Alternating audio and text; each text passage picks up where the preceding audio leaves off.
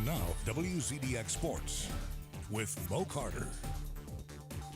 Hockey season is officially underway in the SPHL. And surprise, surprise, the Huntsville Havoc, the team that's won the last two President's Cups in the league, is on top of the SPHL standings. Our very own Kayla Carlisle caught up with the Havoc, and she's got more from the ice.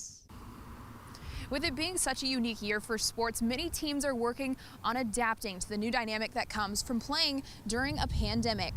For the Huntsville Havoc, that adaptability is something they hope will help them win another championship.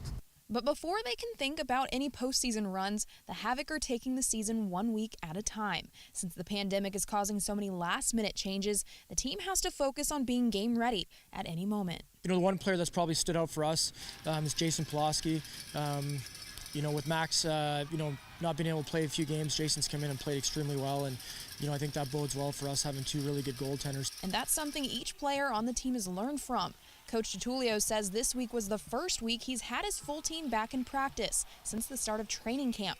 Now his guys that have sat out have to make sure they're healthy and ready to go before they hit the ice again. In a perfect world, we'd love for them to practice a couple days before they can play their first game.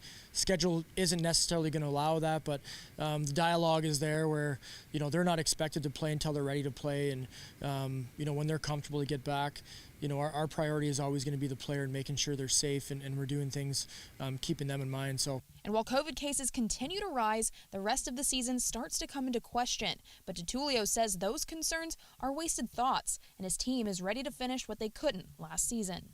With the pandemic and everything that's going on, I'm sure everybody's thought about that possibility, but I think as a group and as an organization, it's not something we've discussed. We're committed to finishing the year. Our plans are to finish the year. We're preparing like we're going to finish the year, and we're not talking about it because we just don't know what's going to happen. We'll just kind of roll with the punches.